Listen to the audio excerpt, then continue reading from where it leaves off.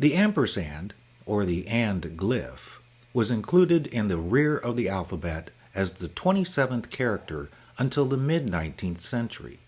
The word ampersand itself, though a modern term relative to the English alphabet, is actually a mondegreen, or mispronunciation of a Latin phrase.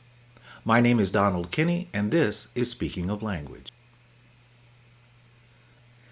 The and symbol first appears in the historical record in anonymous graffiti found in the most famous of all ruined cities, Pompeii, destroyed by Mount Vesuvius in 79 AD.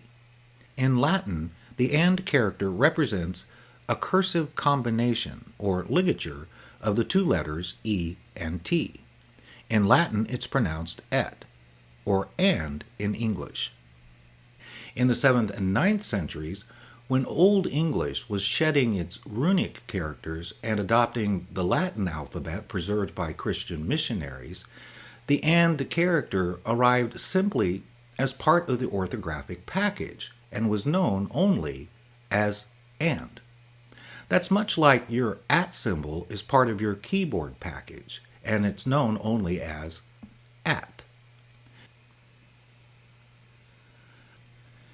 Starting in the late Middle Ages, a linguistic tradition began where single letters of the alphabet that also functioned as words were indicated with the Latin phrase per se, to clarify that it was the letter you were talking about and not the word.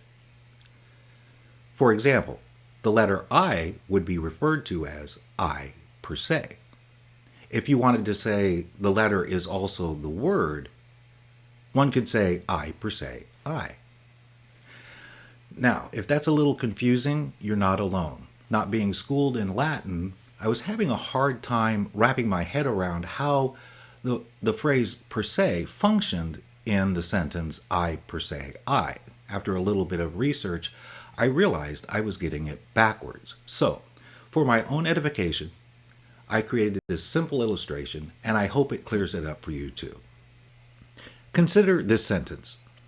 The letter I is also the word I. This can be shortened to the letter I is I. Even shorter, I is I. Now, using the Latin phrase I per se, I, where I per se is the letter and I is the word. Now, let's replace the letter I with and. The character and is the word and. The character and is and. And is and.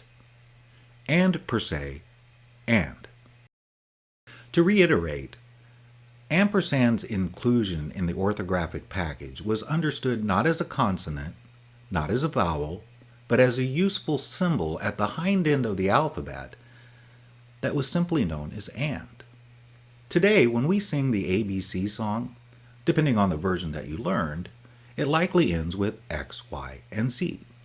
2 centuries ago, children's ABC chants included and as the last letter. To say X, Y, Z, and is a bit clumsy. So the Latin phrase per se was inserted. Recitations likely sounded like X, Y, Z, and per se, and. Eventually, and per se, and morphed into ampersand, a mishearing or mondegreen that we still use today. By the 1830s, this mondegreen ampersand was being regarded as a word, and by 1837 was appearing in English dictionaries.